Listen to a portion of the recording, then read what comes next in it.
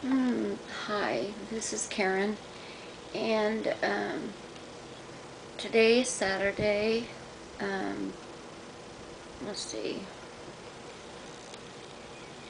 the 15th, which is tomorrow's Easter. But this is my documentation of going through withdrawals. I did my first one yesterday, Friday, and my camera, the battery, I need a new battery, so it stopped in the middle of a sentence, so it's the next day, Saturday, and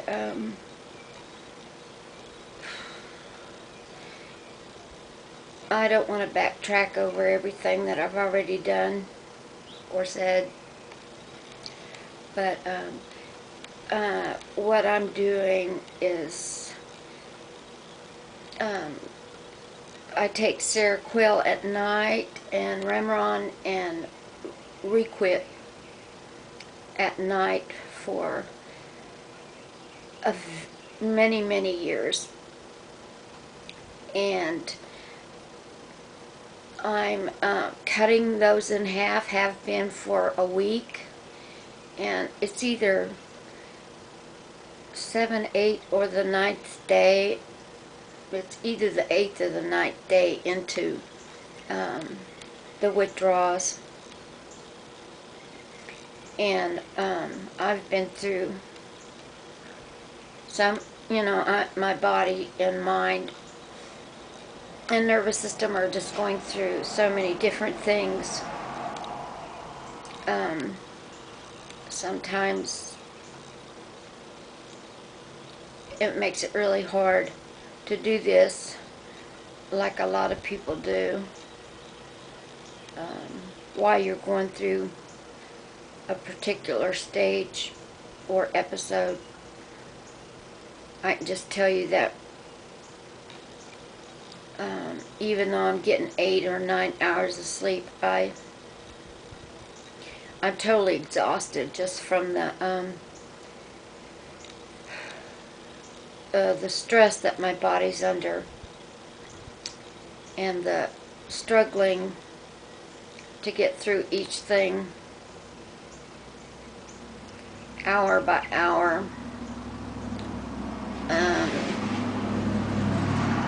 It's exhausting.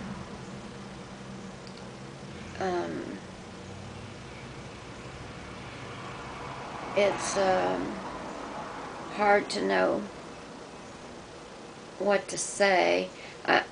It's more difficult, I think, to write it down for anything like this, let alone take a video of it. But anyway, I'm on SEROQUIL. Last year I was on 300, and during that time I was able to split it in half, which would be 150. So right now I'm on a 75, and the REMERON has always been 30, and I'm down to 15, and the REQUIP is 2 milligrams, so I'm down to 1. And like I said, you know that you're going to go into withdrawals because you've been so dependent on this dosage of medicine for so long that you're going to experience. Everybody's different. Some withdrawals are nobody's withdrawals are exactly the same, but so similar. The way they come on, the severity of them, the length of time. And when you're on 4 other meds, besides that. It's quite a cocktail of psychotic drugs for depression, anxiety, seizures, high blood pressure, sleep disorders, post-traumatic stress, panic attacks. They just wrap it all up into a bipolar diagnosis, which there are many extremes, some not so. Just the severest case of bipolar, which I'm not. Thank God for that. It's enough as it is. But let's see. Just being so tired and worn out, and the being very uncomfortable within your body. You get sensations in your hands, or you have these tics where some people rock, or I scratch the chair or whatever. I don't know what that is. It's nerves, I guess. It's just something you just happens. Tremors, shaking, and some jerking, and sometimes, well, when it gets, if it gets so bad, which I'm hoping that it doesn't, not like coming off of a benzos, which is like coming off of heroin. So even though it's still 3 pills, it has to be, because they all work in unison together to help me to sleep. And the third one, the REQUIP, is for because the other 2 medicines, I have restless leg, and it is so intense that without that pill, my legs are go into severe sensations, and jerking, and flopping, and stiffening up. It's a horrible experience and very agonizing. So anyway, these 3 things have to be done at once. And like I said, I'm not tapering, because that's more excruciating and long-term withdrawals, which take many, many times longer. So even though the doses may not sound like a lot, it doesn't matter, because I've been on them for so long. And I can't do one without the other, because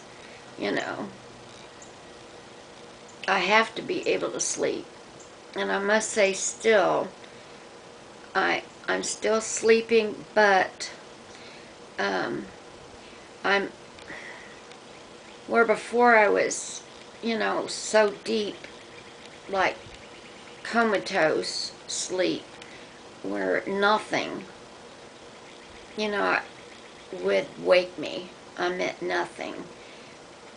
And now the slightest things will jar me awake. So that other state isn't like that anymore. And I said the reason why I'm doing this is because I'm so tired of waking up but not being awake. You know, you're just so tired, and you can't go back to sleep because you're not sleepy, but your body is exhausted, and it's hard to get your eyes to stay open, and you can't function, and you're just in this stupor. I just don't want to be like that anymore. When I first started doing this, you know, I could tell the difference because the withdrawals hadn't really set in, although I was experiencing some things that were uncomfortable. But as I go, I really don't know how long this will last, or how many other different things I'm going to go through, or how long is it going to take me till, you know, I'm not fighting so much that I'm so exhausted.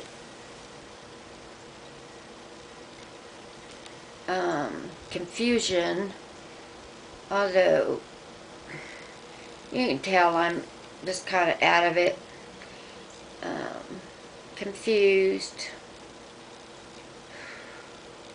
My blood pressure, which with withdrawals, I'm on a blood pressure pill, which takes care of my high blood pressure, but when you go through withdrawals, your blood pressure, because of the stress of everything you're going through, you know, takes it, you know, affects your blood pressure, affects your heart.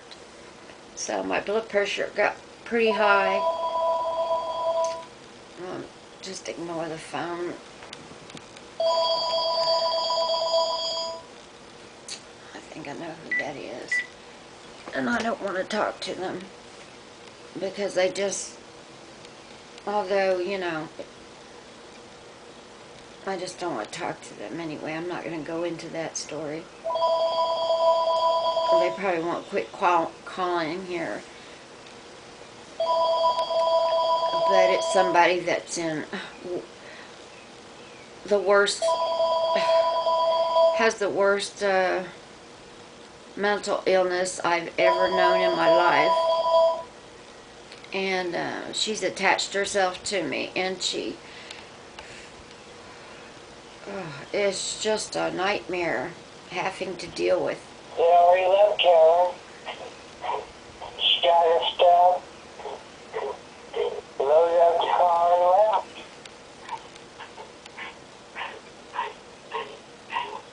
There's a video coming out for you. I think you'll be self-explanatory.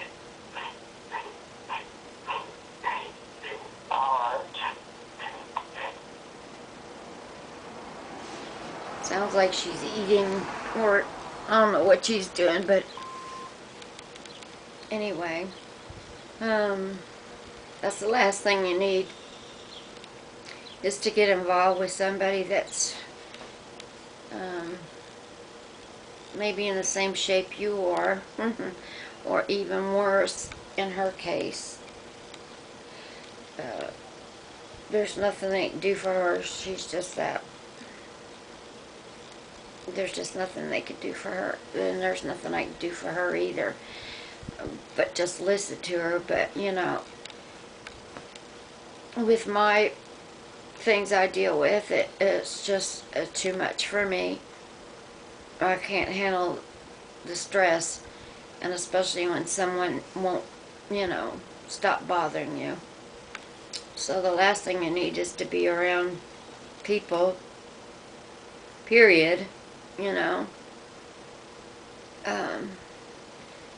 because you're not doing them any favors and putting them in an uncomfortable position, and doing the same to yourself, especially when they're trying to be so helpful, you know, or because they don't know what to say, you know.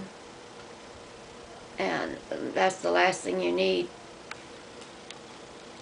So anyway, I just thought I would just do day number 2. You can tell by the way I look how I feel. I know yesterday I said I was sick. I'm just so wore out. I'm waiting until to take my my anxiety and seizure medicine. It seems like the hours are creeping by so slow. It's like you want them right away, but you can't do that.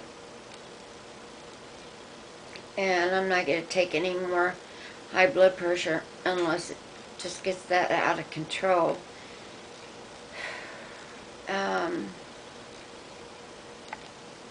I'm really hot, and basically today I think I've been through. Yesterday was a very stressful day for so many reasons, and some of it had to do with, you know, interacting with a couple people that it was too much. I couldn't handle it, you know. So it's just better not to talk to anybody or be around anybody, because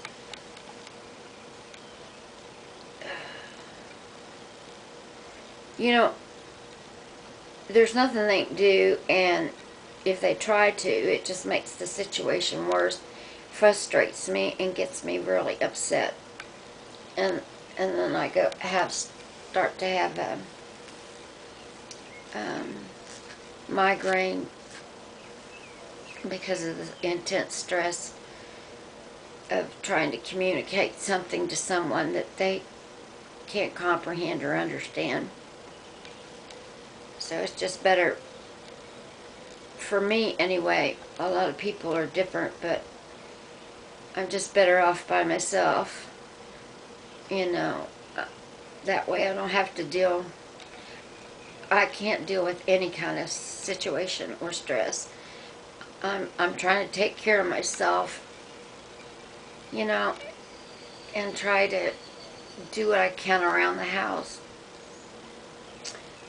Push myself. But I have to back off pretty quickly, or else, you know, it'll set my blood pressure off again, and I don't know what'll kick in, you know, the jerking, the tremors, you get overheated. Worrying about anything is the last thing you need. So you're constantly, it's like a battle of your mind. You are trying to change the thinking process or the emotions that are evolving in your head, because it's really hard, because you instantly, you know, the anxiety will start, and then the panic sets in, and you know, just the stress of that. It takes so much to try to get a grasp on your mind, on your thoughts, and try to tell yourself, okay, this isn't so bad. I've been through so much worse.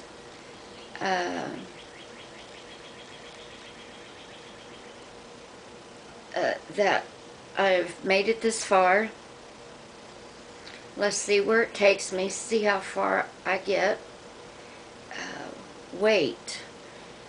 You know, it's just a waiting game. You have to say no to everything. You know, Monty, my husband, does everything by himself because he'll always ask me, of course, but it's a no to everything. I don't want to go anywhere. I can't go anywhere. You know, my life right now is a big NO. And that means to even friends that, if there is a friend, you know, that wants to be helpful or, you know, has a good heart or something, but I'm losing my train of thought, which isn't hard to do. It's almost like dead space, in a way, up there. Which really isn't funny, but that's the way it feels. I'm very dehydrated. I'm taking my sodium tablets. That's another thing people need to be careful of, I think. Because if your sodium gets too low, that will just worsen your problems. Anyway, I don't want to carry on because I really don't know what else to say. I don't know if I can do this if I'm really, really in an extreme way where you're seeing things happen to me that are very unsettling. You know, I don't know if I can do that. I mean, it's hard enough for me to do this, but, you know, I'm doing this instead of,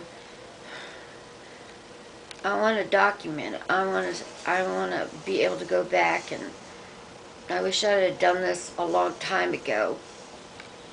If I, you know, would have thought of it while I was, or have someone else record me while I was going through such, you know, really kind of terrorizing things for other people to see, let alone myself. But, you know, they said don't relive the past, but sometimes I think you always need to remember it to help get you through the next thing that you're going through. Especially if it was worse, you know, it kind of reassures you or motivates you because you think that maybe this one won't end either, because that's always where you end up thinking, is this ever going to stop? Am I going to be permanently like this? I can't count the times or even remember how many times I've been there. So, as long as I can stay this calm, even though I'm kind of out of it, I'm out of it. I think being numb is better than feeling all those,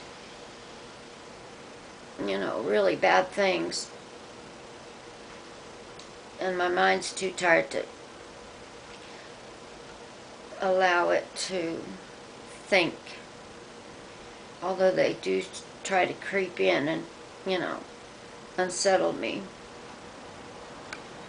So I distract myself with watching movies as an escape. Everybody needs an escape, and that's a healthy one, I think. Instead of pills, you know, you don't want more pills. That's the last thing you want to do. You know, when people are going through withdrawals, they have to take another pill to help them get through withdrawals. And then, you know, what are they going to do? Then they got to go through withdrawals from that drug, you know. It just never ends. It's crazy. You know, there's some really serious things I really wish I could talk about, but I'm just, I'm not talking fluently or thinking fluently to be able to take one subject and talk about it. But I do want to talk about these kind of meds, you know, and doctors and psychiatrists and mental hospitals, which have all been a part of my life, unfortunately, but by no choice of my own. I didn't make these things happen. You're just born, in my case, born with mental illness, which can, you know, multiply into even more disorders.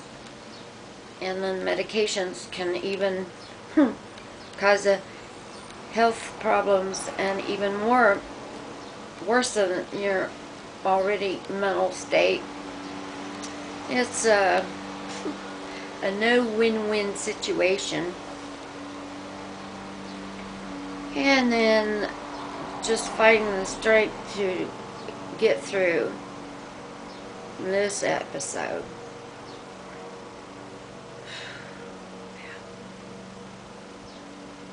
You know, I'm not, if I were young, it'd be easier. But these things really take you know, it takes a long time to get to this point. And I'm 60, gonna be 61 November. And, man, I just want to reach a plateau and be able to be stable again.